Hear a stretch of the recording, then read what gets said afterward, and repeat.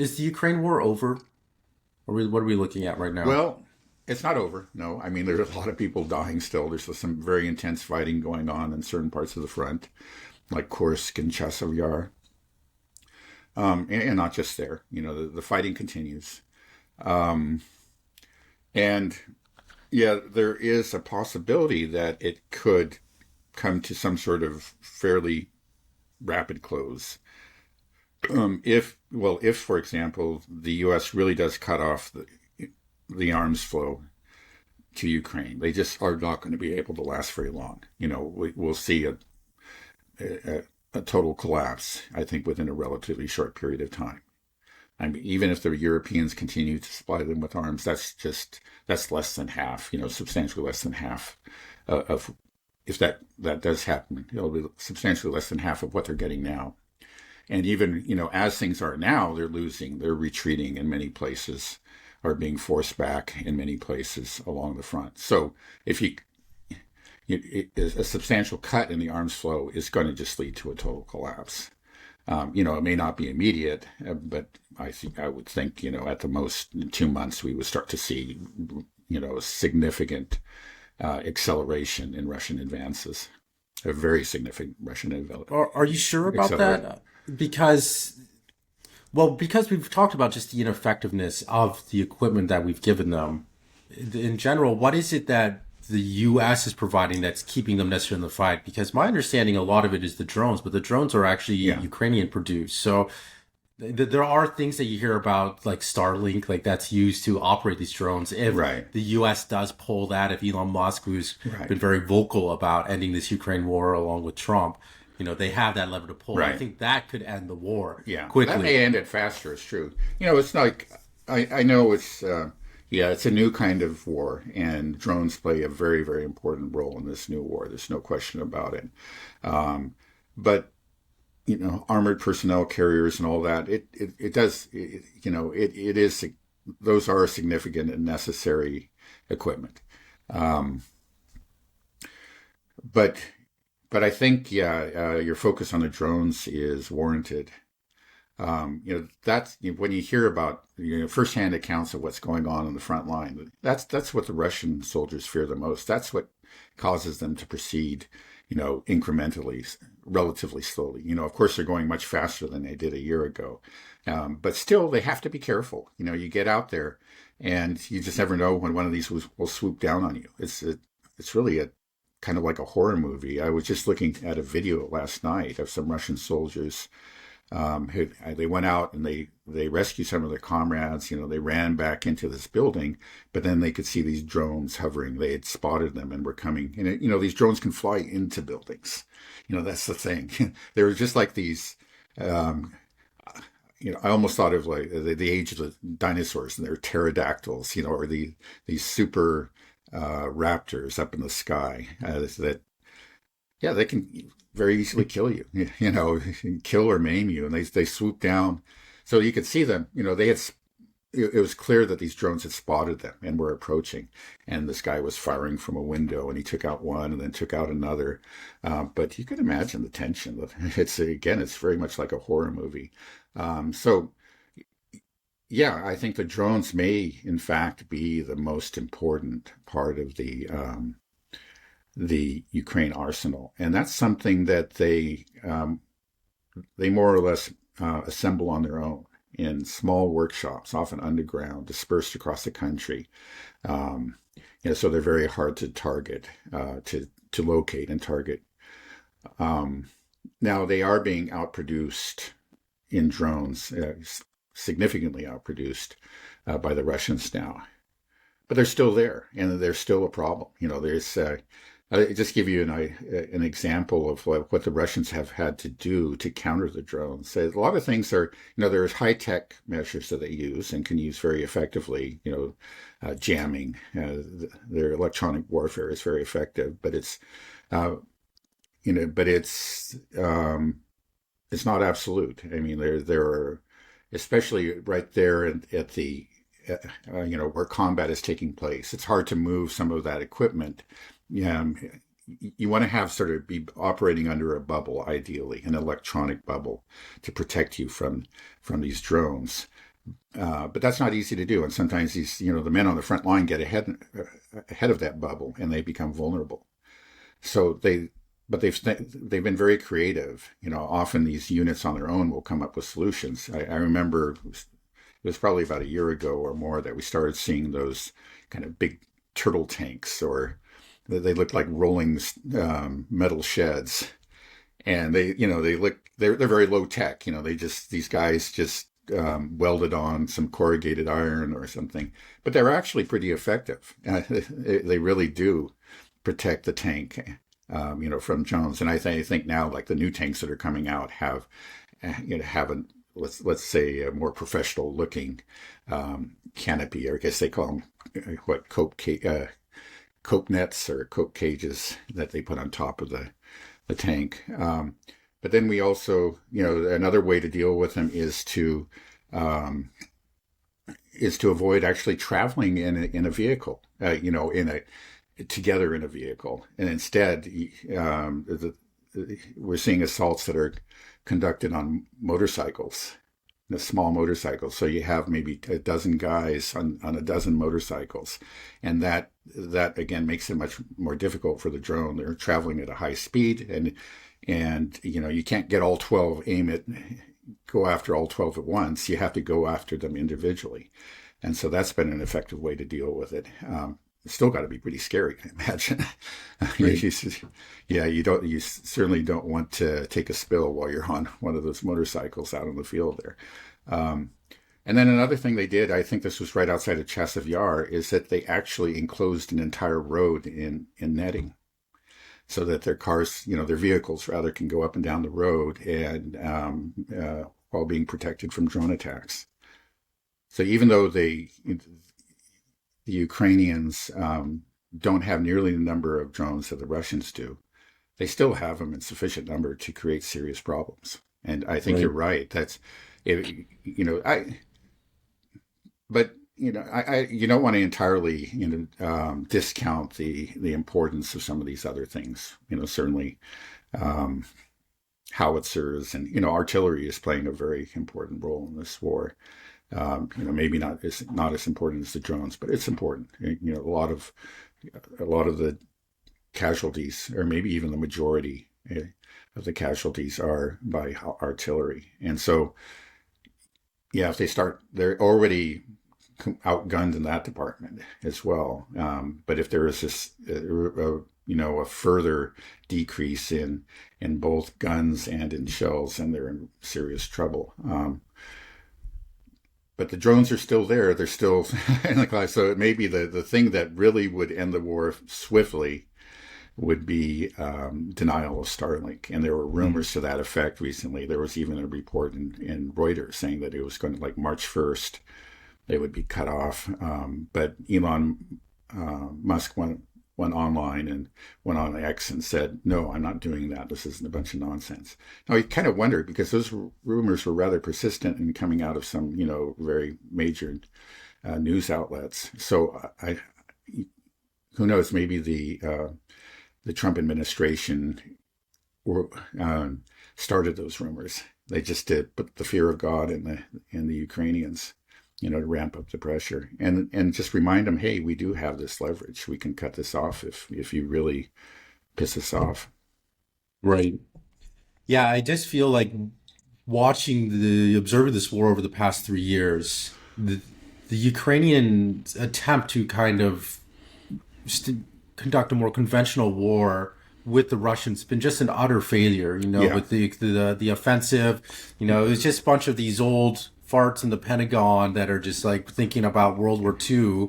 Yeah. And they just we just get them a bunch of Bradleys and a bunch of Abrams tanks, some Leopards, and then we'll just steamroll right through these defenses. It was silly. It didn't work. Total disaster. Right. And so I feel like that conventional warfare style that the U.S. was backing and supporting and providing tactical support strategy as well was really damaging to the Ukrainian military operations.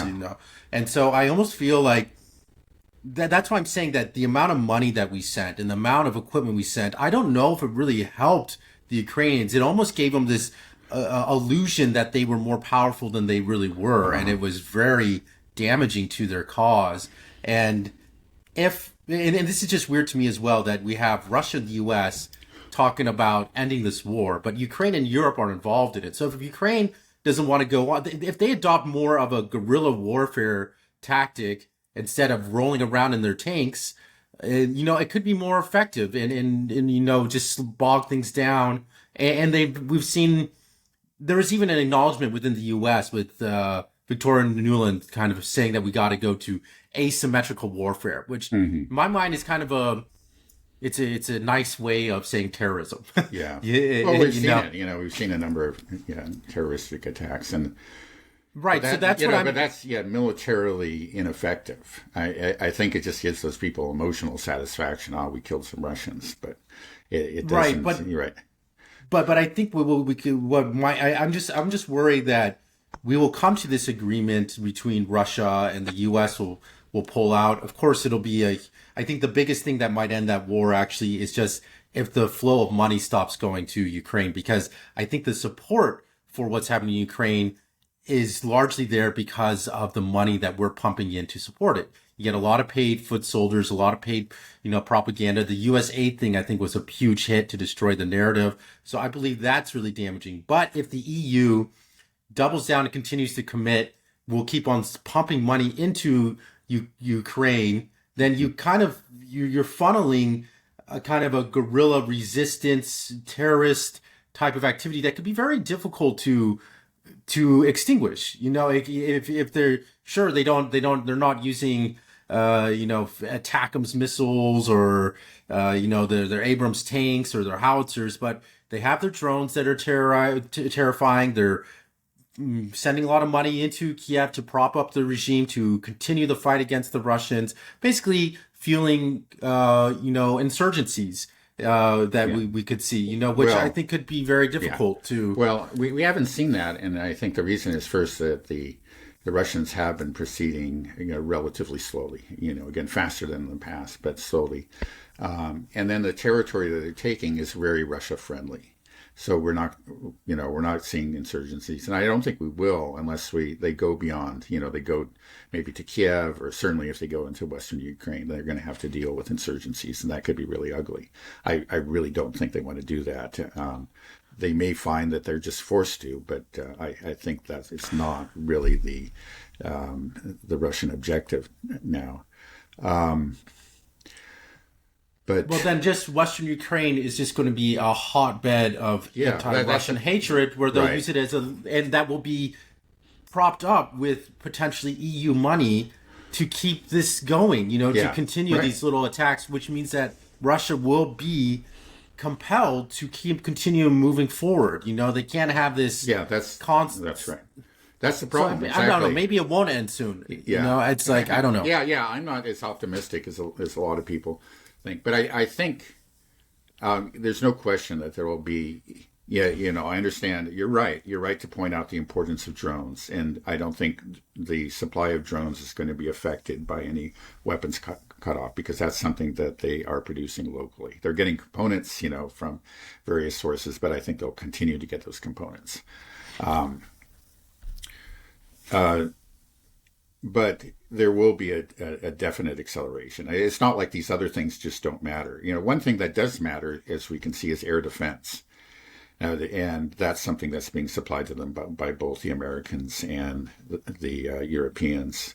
The IRIS-T is one of the main air defense systems that the Europeans have been supplying. Then we have, the Patriots. But they're in low supply.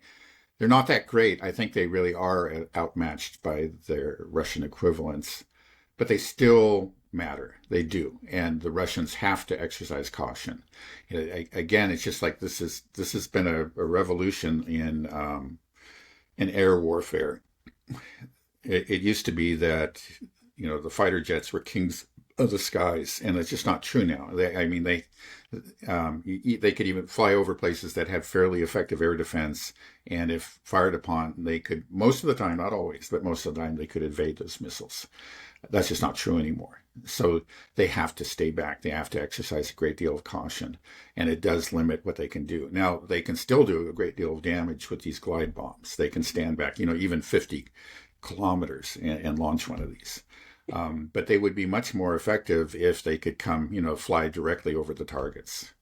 They would be able to conduct many more missions and deliver, just many more bombs. So that's just one example. And then, I mentioned the artillery. So it's not like it's just drones. Okay.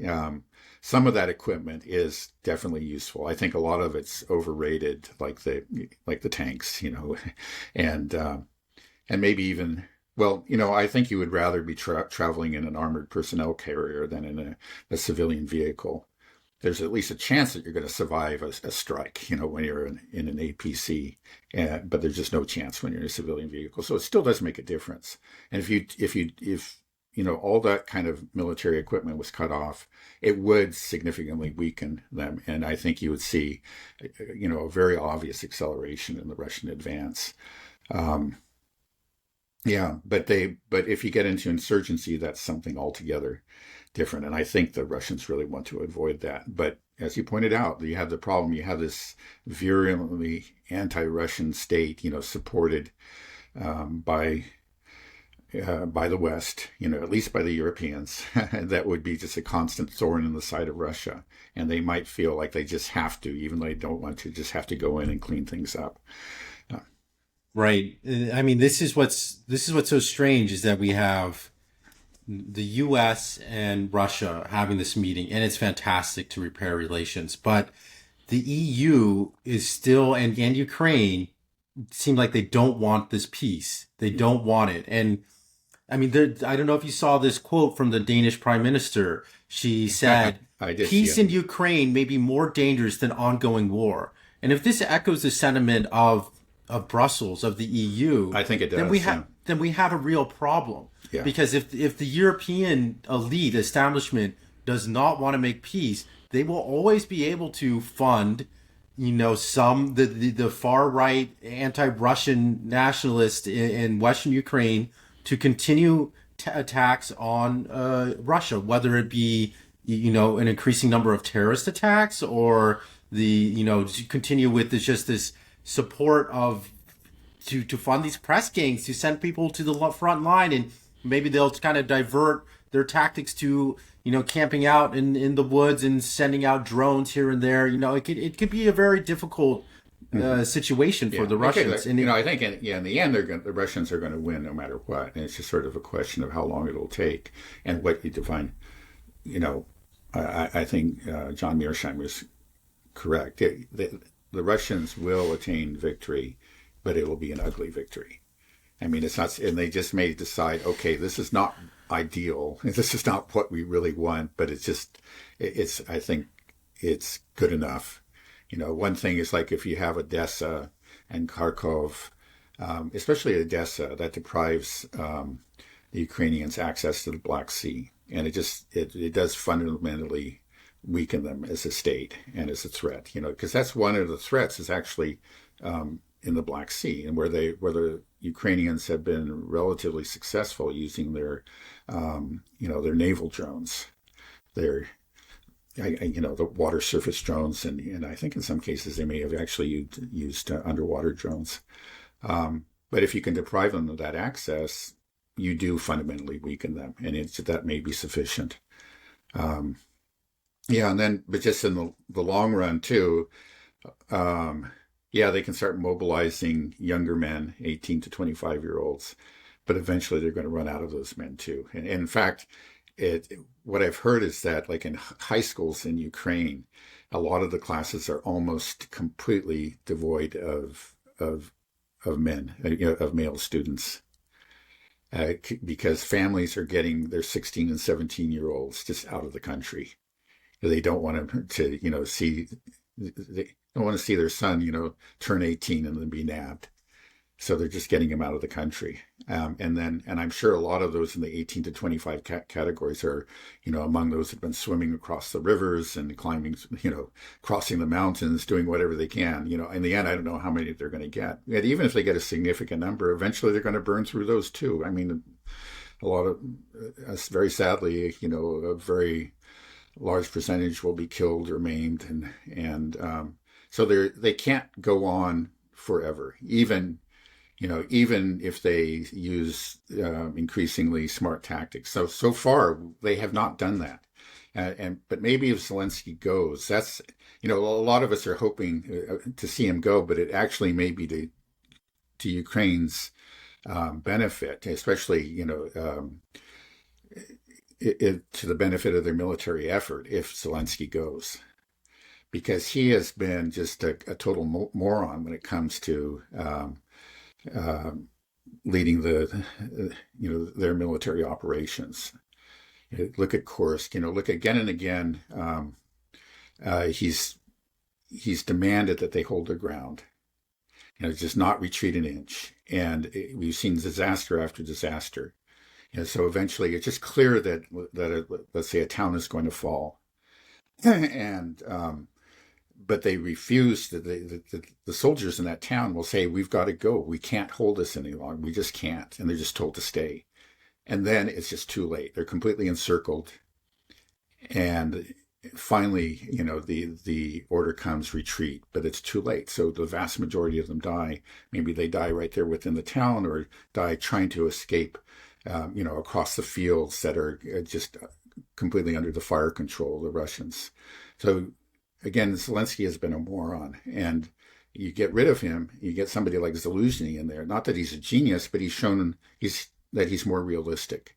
And so, yeah, he may start to adopt some of the tactics that you were describing, and it will help them. It'll allow them to fight longer.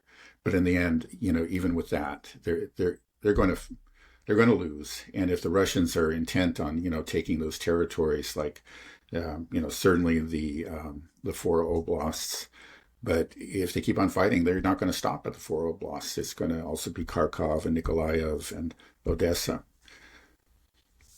I'm just afraid it's just going to be this long festering wound that won't heal. I was getting a little. Yeah. No, I think you're right to fear that. Yeah, I mean, I was kind of getting excited, once the talks in Riyadh and when Trump made the phone call to Putin, I'm like, it's over, it's done. But then I'm not so sure anymore because of the response from the Europeans. I was hoping that the Europeans, my initial thought was like, they'd be like, oh, thank goodness, this war's over. It's been so bad for us. But instead, it's been the complete opposite.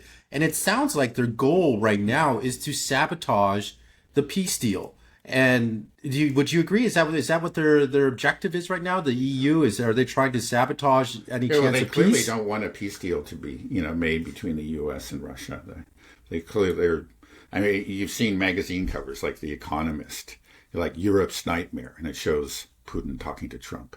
This is the way they look at it. So yeah, they'll do whatever they can to prevent it. There's no question about it. Well, why don't they want a peace deal? Why isn't peace good? Why would the Danish PM saying that the peace would be more dangerous than the ongoing war? Well, I think she seems to honestly believe that that Putin is the current incarnation of Hitler, and then he's just going to keep on marching west.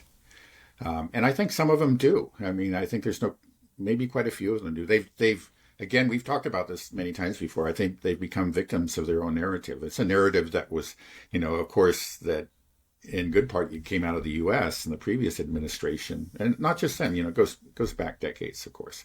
But they have so demonized the Russians and they've come to really believe their own words. They can't talk peace. It's just like the only thing, if we don't destroy this monster's going to destroy us. Guys, thanks for listening. Please like, comment, subscribe, all that good stuff. And if you haven't checked it out yet, please check out my website, nobliski.io. You can look at the pinned comment below.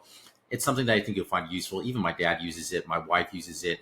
Instead of Googling things, you should be using this website because you get access to OpenAI, Perplexity, Anthropic, DeepSeek. There's hundreds of models that you can use. It's what I use to create the thumbnail images, things like this. And the greatest thing about it is there's no rate limits. There are no subscription fees. It's free to try out and use. You get free tokens every day. So if you're not a heavy AI user, you will never have to pay for anything. But this is really my passion project. I really want to get it off the ground, and I think you guys would like it. So yeah, check it out. Let me know what you think. And if you have time to download the apps and give it 5 stars, that'd mean a lot to me as well. Thanks a lot.